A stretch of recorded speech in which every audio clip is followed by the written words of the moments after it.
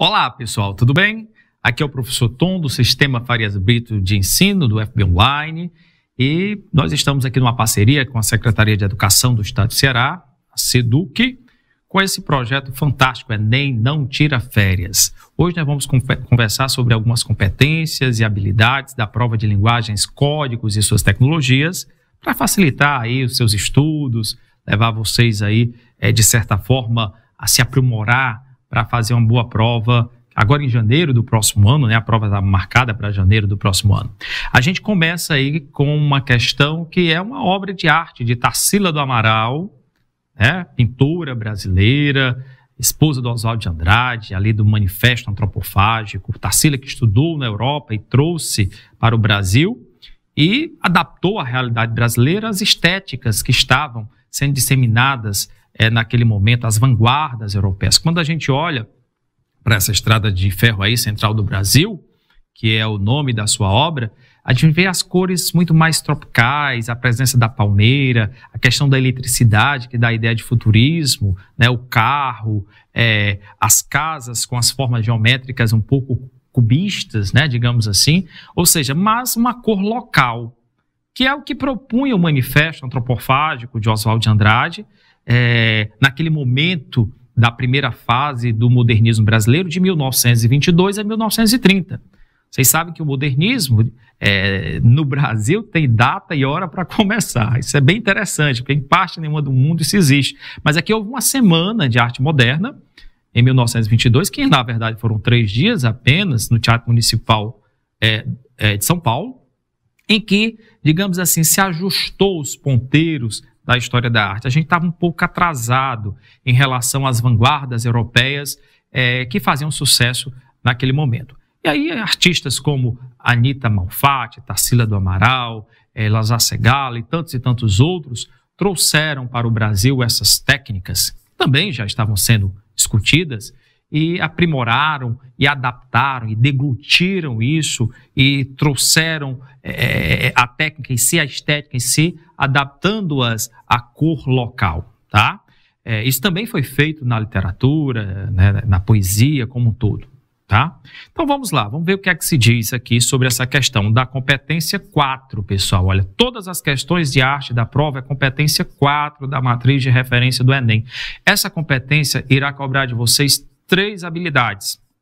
A função, que é a habilidade 12, função ou produção, né, o impacto da produção dos artistas. Os padrões de beleza, que tem a ver com as estéticas, é o quê? É cubista, é futurista, é naturalista, é romântica, é minimalista, que são os padrões de beleza. E a interrelação, quando você vai interrelacionar aspectos técnicos ou mesmo de assunto, de tema, entre diferentes obras de arte ou modalidades. Eu posso relacionar um poema a uma pintura, eu posso relacionar uma pintura pré-histórica ao grafite contemporâneo, eu posso relacionar a Mona Lisa com a Marilyn Monroe, do Andy Warhol, e por aí vai. Mas essa questão em relação à obra da Tarsila cobra as funções. Uma das funções da obra de arte é representar o contexto sociocultural ao qual ela pertence. Produzida na primeira metade do século XX, a Estrada de Ferro Central do Brasil evidencia o processo de modernização. Então, ela representa esse contexto, né? Ela está inserida no momento da modernização, da ampliação das estradas de ferro, no caso aí, brasileiras. Então, evidencia esse processo de modernização pela verticalização do espaço, B, pela desconstrução da forma, C, pela sobreposição de elementos, D, pela valorização da natureza, ou E, pela abstração do tema. A primeira coisa que você tem que entender é que nesta obra que nós estamos aqui, ela não é abstrata. O estado dela é figurativo. Abstrata é quando você não consegue, por meio da representação, identificar algo natural. Aqui você identifica a casa, você identifica a árvore, você identifica a igreja ao fundo, você identifica a estrada de ferro, então não tem nada de abstração, é figurativo. Você diz valorização da natureza. Você até tem uma valorização da natureza, né? Tem as palmeiras, mas não só a natureza. Você tem o urbano, você tem a eletricidade, você tem a estrada de ferro, você tem vários elementos, tá? Por isso que é a sobreposição de elementos, né? Desconstrução da forma. Desconstrução da forma é você Talvez seja um momento que nós vamos ter, como o Pablo Picasso faz lá na sua pintura, que ele rompe completamente, né? O cubismo rompe completamente com a perspectiva linear, rompe completamente com o academicismo, aí você desconstrói, mas aqui não é o caso. E a verticalização do espaço, se você observar na obra, não há exatamente essa verticalização. Existe uma horizontalização, tem sobreposição, mas as casas sequer são sobrados, sequer tem 2, 3 andares. Esse processo de verticalização não existe ainda nesse momento. Ok, então por isso a alternativa C de casa. A questão segunda é uma questão já de literatura. Tem um fragmento de São Bernardo, de Graciliano Ramos, grande escritor, também modernista, agora da segunda fase do modernismo, de 1930 a 1945, aí é o romance regionalista, o romance de 30, né? O momento em que Raquel de Queiroz, José Lins do Rego, José Américo de Almeida, Graciliano Ramos, Jorge Amado se destacam aqui no Nordeste. Jorge Amado falando sobre a cultura sincrética religiosa brasileira, sobre as mulheres baianas, sobre o cacau, né? O José Lins do Rego falando sobre, digamos aqui, os engenhos. A gente tem o Graciliano Ramos com Vidas Secas, com São Bernardo, a história de São Bernardo, que é fantástica. E vamos ver o que é que o Enem quer deste fragmento de Graciliano Ramos. Lembrando que, sobre literatura, são 3 habilidades que vocês precisam ter. Texto mais contexto, ou seja, o aluno precisa situar o texto em um contexto histórico, político, social, econômico, para poder compreender a obra. Você tem os procedimentos de construção do texto, os procedimentos, no caso da prosa, que isso aqui é prosa, você tem a questão do narrador, do tempo, do espaço, a linguagem, ela é uma linguagem simples, hermética, difícil. Você tem aqui o que mais? Uma linguagem mais metafórica. Isso é o procedimento de construção do texto. E a habilidade, que essa é a habilidade 16. E a habilidade 17 são os valores humanos, reconhecíveis e atualizáveis no texto literário. Lembre-se de que a literatura, pessoal, é o drama humano no papel. Então, ela é guardiã de valores humanos e o Enem gosta muito de explorar isso também no processo de interpretação. Diz o fragmento: e fui mostrar ao ilustre hóspede, o governador do estado, a serraria, o descaroçador e o estábulo. Expliquei em resumo a prensa, o dínamo, as serras e o banheiro carrapaticida. De repente supus que a escola poderia trazer a benevolência do governador para certos favores que eu tencionava solicitar. Pois sim, senhor, quando Vossa Excelência vier aqui outra vez, encontrará essa gente aprendendo cartilha. Saiu o narrador de primeira pessoa, que é o próprio Paulo Honório, que é o protagonista aí do romance. O fragmento do romance de Graciliano Ramos dialoga com o contexto da Primeira República no Brasil. Olha a Primeira República ali, né? Vai até mais ou menos ali os anos 30, né? Quando chega Vargas, nos anos 30, Getúlio Vargas. Então, é a política do café com leite conhecida, né? O leite mineiro, o café paulista, a disputa pela presidência do país, nesses 2 estados brasileiros. Então, ele está cobrando o contexto, que é a habilidade 15, o fragmento do romance de Graciliano Ramos dialoga com o contexto da Primeira República no Brasil, ao focalizar a derrocada de práticas clientelistas, o declínio do antigo atraso socioeconômico, o liberalismo despertado de favores do Estado, o fortalecimento de políticas públicas educacionais ou a aliança entre a elite agrária, representada aí pela figura de Paulo Honório, e os dirigentes políticos. É o que acontecia muito, né? Aí a política dos coronéis, os coronéis, né? Os grandes proprietários de terras que tinham aquele voto de cabresto, aquele número de pessoas que muitas vezes o fazendeiro, né? O coronel, como era chamado, ele tinha um contato com o governador, com o prefeito, e ele conseguia favores do governador, do prefeito, permitindo que as pessoas que trabalhavam com ele, né, dando a certeza de que poderiam votar naquele dirigente político. Então, esse contexto, que inclusive nós temos resquícios ainda nos dias de hoje, era muito forte na Primeira República no Brasil, a chamada República Velha. Então, a questão aí exige de você também conhecimento de história, da história política brasileira. O Enem precisa dessa inter-relação de áreas do conhecimento. E tem algumas habilidades na prova de linguagens, códigos e suas tecnologias que vão explorar isso de vocês. Ok, chegamos aí a uma nova questão. Fizemos a primeira questão de arte, competência 4, a segunda de literatura, que é a competência 5. Agora vamos ver o que é que se cobra aqui. Não há dúvidas de que, nos últimos tempos, em função da velocidade, do volume, da variedade da geração de informações, questões referentes à disseminação, ao armazenamento e ao acesso de dados têm se tornado complexas, de modo a desafiar homens e máquinas.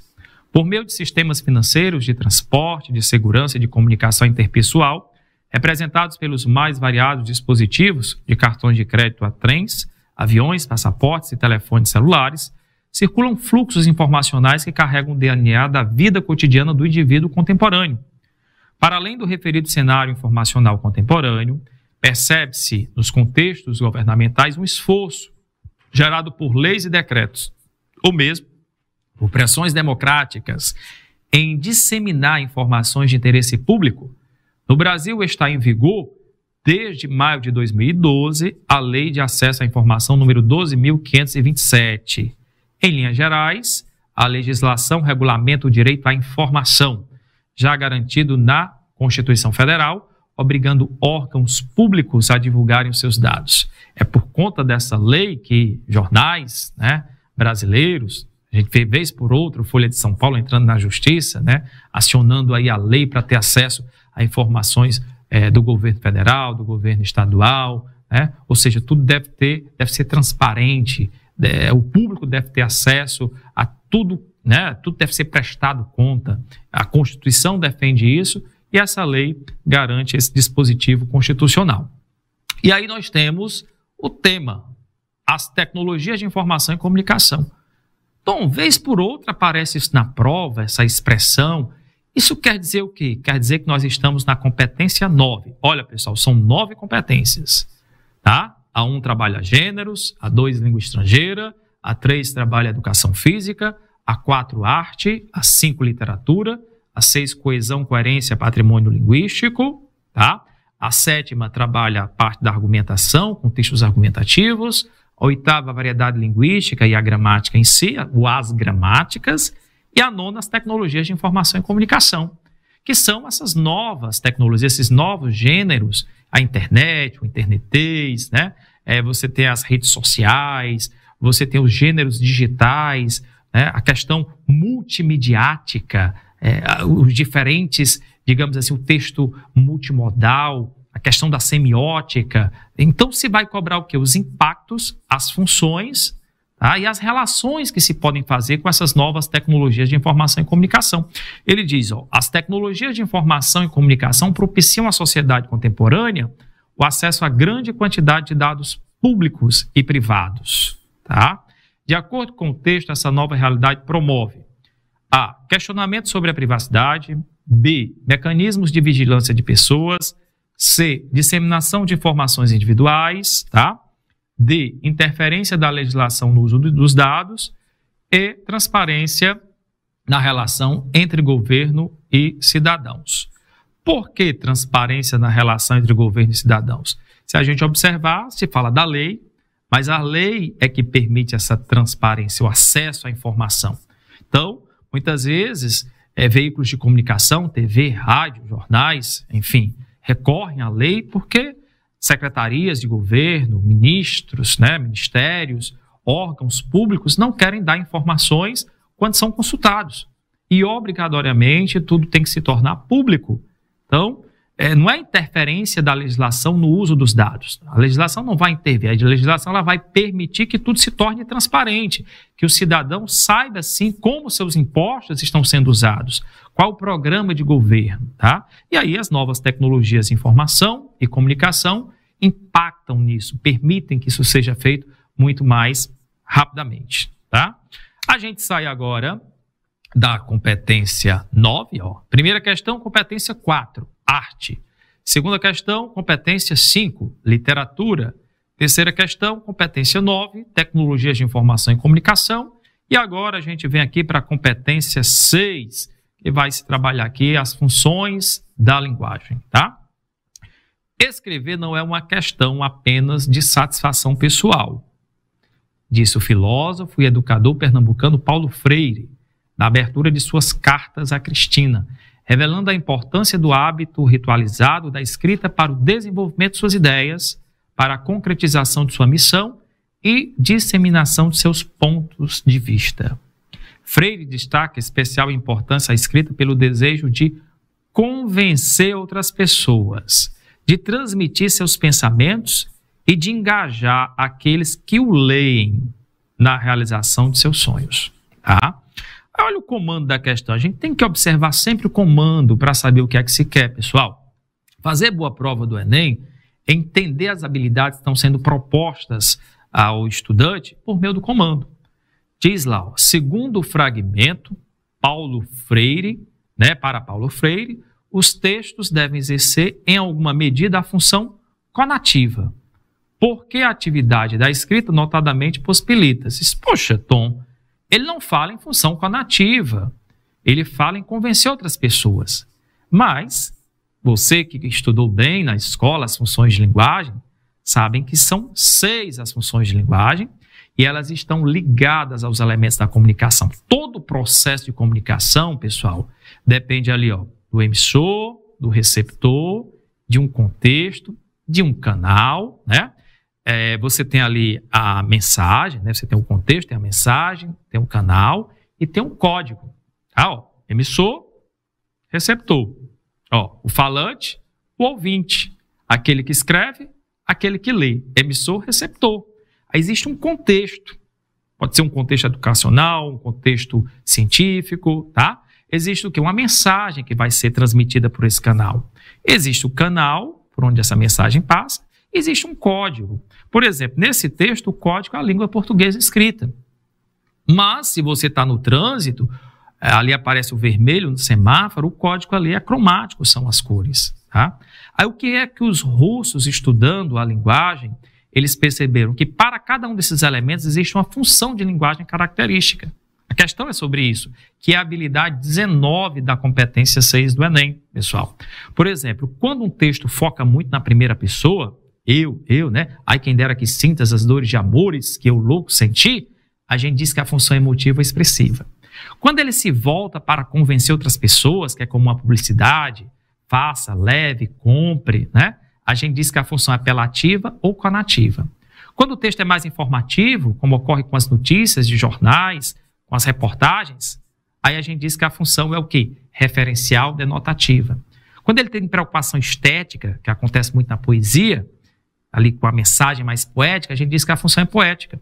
Se o texto, por exemplo, se preocupa com o canal, com a abertura do canal, a manutenção do canal de comunicação e o fechamento, bom dia, turma. Alô? Olá, pessoal. Né, pessoal? Entendeu? Isso é manter o canal de comunicação aberto. Tchau, pessoal. Ou seja, temos aí a função fática. Se o código explora o próprio código, por exemplo, uma crônica fala da crônica, a poesia fala da poesia, a televisão fala da televisão, o rádio fala do rádio, a pintura explora a pintura. Se a linguagem explora a própria linguagem, eu estou diante da função metalinguística. E aí, a função conativa apelativa, que é a questão é sobre isso, é quando eu tento convencer, quando eu tento persuadir o interlocutor. Daí o uso constante de verbos no imperativo, faça, leve, compre, de frases optativas, né? Deus te abençoe, Deus te guie, tá? De marcas de interlocução, né? Você pode, você passa, tá entendendo? É isso que acontece. E o Freire diz que quem escreve tem que tentar convencer o outro, tem que tentar ter o desejo de convencer outras pessoas. Aí, relacionando o texto de Paulo Freire, né, o pensamento de Freire, que na verdade só faz citar o Freire, ele vai para a habilidade 19.